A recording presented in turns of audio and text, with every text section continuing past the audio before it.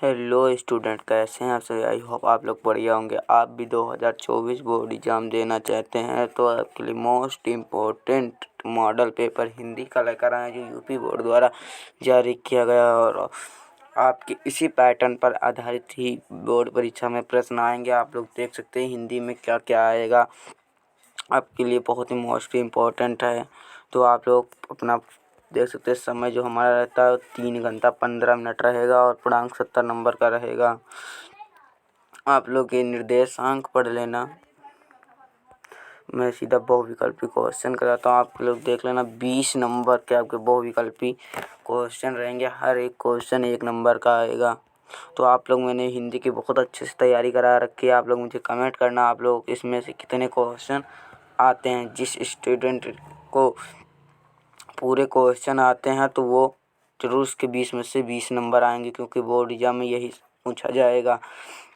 तो हमारा पहला नंबर क्वेश्चन है, बाबू गुलाब राय किस युग के लेखक हैं। बाबू भारतेंद्र युग के लेखक हैं, द्विवेदी युग के या शुक्ल के, शुक्लांतर युग के। तो इसका जो सही आंसर होगा वो शुक्ल युग के हैं, वो शुक्ल युग का सही आंसर सी होगा आप लोग। और हमारा जो दूसरा नंबर क्वेश्चन आप लोगों को अच्छे से दिख रहा होगा, चिंतामणि किस विधा की रचना है। चिंतामणि किस विधा की रचना आप लोगों को अच्छे से दिख रहा होगा। चिंतामणि जो है आप लोगों को बताएं, निबंध है, कविता है, कहानी है, नाटक है। तो इसका सही आंसर होगा, इसका जो सही आंसर आप लोग जानना चाहते हैं तो इसका होगा निबंध। ये आंसर हमारा सही होगा। जितने बच्चों ने ए दिया उनका 100% सही। आप लोग मुझे आखिरी में कमेंट करना कि आप लोगों ने कितने आपको क्वेश्चन आते हैं। जो हमारा तीसरा नंबर क्वेश्चन है, गबन किस युग की रचना है। गबन किस युग की रचना है तो आप लोग बताना, मुंशी प्रेम की रचना है या जयशंकर प्रसाद की, कृष्ण हरिकृष्ण प्रेमी की या निराला की। तो इसका सही आंसर होगा मुंशी प्रेमचंद्र की। ए आंसर इसका सही होगा। जितने बच्चों ने ए दिया उनका 101 नंबर क्लियर है। तो हमारा जो चौथा क्वेश्चन है, शुक्ल युग की समय अवधि है। शुक्ल युग की 1936 से 1943 तक, 19 से 1960 तक या 19 से 1938 तक। तो इसका सही आंसर होगा 19 से 1938 तक, यही राइट होगा। नीड़ का निर्माण फिर किस विधा की रचना है, आप लोगों को बताना है। तो ये है हमारी 5वां नंबर जो है हमारा, वो है आत्मकथा। आप लोग जानते होंगे आत्मकथा भी हमारा राइट होगा। जो हमारा 6वां नंबर क्वेश्चन आप लोग 6 नंबर क्वेश्चन आप लोगों को दिख रहा होगा, प्रिप्रवाद किस युग की रचना है। प्रिप्रवाद जो किस युग की रचना है, वो द्विवेदी युग की है, भारतेंद्र युग की है, छायावादी युग की है या प्रगतिवादी। तो इसका सही आंसर जो होगा वो होगा द्विवेदी युग की, द्विवेदी युग की। ए आंसर इसका राइट होगा। जो हमारा है 7वां नंबर क्वेश्चन, मधुशाला किसकी रचना है। मधुशाला किसकी रचना है, वह रामधारी सिंह दिनकर की है, हरिऔध की है या हरिवंश राय बच्चन की या सुमित्रा नंदन पंथ की। तो इसका सही आंसर होगा जो 7वें का, वो हरिवंश राय बच्चन की। इसका सी आंसर सही होगा। जो हमारा 8वां नंबर क्वेश्चन, भारत का किसकी रचना है। भारत का श्याम सिया राम शरण गुप्त की है या जयशंकर प्रसाद की है, महादेवी वर्मा की या मैत्री शरण गुप्त की। तो इसका सही आंसर होगा मैत्री शरण गुप्त की। इसका बी आंसर ही सही होगा। तो हमारा जो अगला नंबर क्वेश्चन है 9, आप लोगों को दिख रहा होगा अच्छे से, आधुनिक काल कब से कब तक है। आधुनिक काल, इसमें देखो इसे समय सीमा और कब से कब ये भी पूछ सकता है, इसे आप लोग याद रखना। तो इसका सही आंसर होगा जो 1843 से अब तक, ये हमारा राइट आंसर होगा। तो हमारा जो 10 नंबर क्वेश्चन है आप लोगों को अच्छे से दिख रहा होगा। 10 नंबर क्वेश्चन, मतीराम किस युग के लेखक हैं। मतीराम किस युग के लेखक हैं तो हैं रीतिकाल के, रीतिकाल के हैं। हमारे जो मतीराम है रीतिकाल के लेखक हैं। हास्य रस का स्थायी भाव होता है।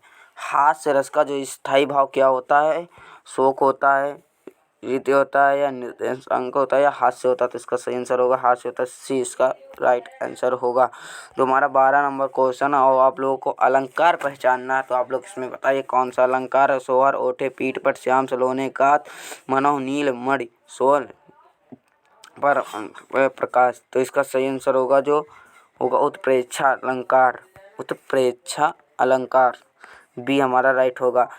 रोला छंद में कुल कितने चरण होते हैं? 3 होते हैं, 2 होते हैं या 5 होते हैं, 4 होते हैं, तो इसका सही आंसर जो होगा वो होते हैं हमारे 4 होते हैं। सी इसका राइट आंसर होगा। हमारा जो 14 नंबर क्वेश्चन और उसमें उपसर्ग आप लोगों को बताना है। शब्द में उपसर्ग प्रयोग है, इसमें क्या है, इसमें जो आगे उपसर्ग में जो आगे आए उसे इसमें आगे क्या आ, तो इसमें डी इसका राइट आंसर होगा। रचना के आधार पर वाक्य के कितने भेद होते हैं? रचना के आधार पर वाक्य कितने भेद होते हैं, जो हमारा 15 नंबर क्वेश्चन है, तो इसका 2 होते हैं, 6 होते हैं या 5 होते हैं या 3 होते हैं, तो इसका जो सही आंसर होगा वो होते हैं हमारे 3 होते हैं, 3 होते हैं। डी इसका राइट आंसर होगा। जो हमारा 16 नंबर क्वेश्चन है, आप लोगों को दिख रहा है अच्छे से। पीताम्बर में कौन सा समाज है? तो इसमें बताना आप लोगों को बहुव्रीहि समाज है, ये हमारा सी इसका राइट आंसर होगा। आप लोग जानिए। आंसू का तत्सम रूप है, या अश्रु है या अश्रु है या रोला है या आँख है, तो इसका सही का अश्रु है, इसका ए राइट आंसर होगा। हमारा जो 18 नंबर क्वेश्चन है, कर्तव्यवच में किस की प्रधानता होती है? तो इसमें सही आंसर होगा कर्तव्य में प्रधानता होती है, ए इसका राइट आंसर होगा। और जो हमारा 19 नंबर क्वेश्चन है, वह शब्द में बहुवचन विभक्ति है, तो इसका जो सही आंसर होगा हमारा डी होगा, जिसका जो चौथी विभक्ति बहुवचन होगा। हमारा निम्नलिखित में जो हमारा 20 नंबर क्वेश्चन है और लास्ट क्वेश्चन है बहुविकल्पी में, तो इसका जो है हमारा निम्नलिखित में सर्वनाम होगा। सर्वनाम किसको कहते हैं? मनुष्य को, व बचपन को, या वह, या इनमें से कोई नहीं, तो इसका सही आंसर होगा वह। देखो हमारे 20 नंबर यहाँ तक क्लियर हुए। अब हम आगे हल करेंगे 50 नंबर। हमारे 20 तो हमारा 70 नंबर का जो है पूर्णांक वो पूरा होगा। तो हमारा जो 50 नंबर वाला क्वेश्चन है, आप आगे देखते हैं। यहाँ से हमारा 50 नंबर का पूर्णांक आएगा, तो इसमें देखो सबसे पहले आएगा हमारा गद्यांश। और आप लोग तो मैं 100% कहता हूँ इसमें से गद्यांश देख लीजिए, और अगर इन्हीं 2 चैप्टर छोड़कर कहीं से गद्यांश आ जाए तो कर है। तो देखिए गद्यांश आप लोग ध्यान से देखना। और 6 नंबर का आएगा, ये आपके बोर्ड एग्जाम में 6 नंबर का आएगा।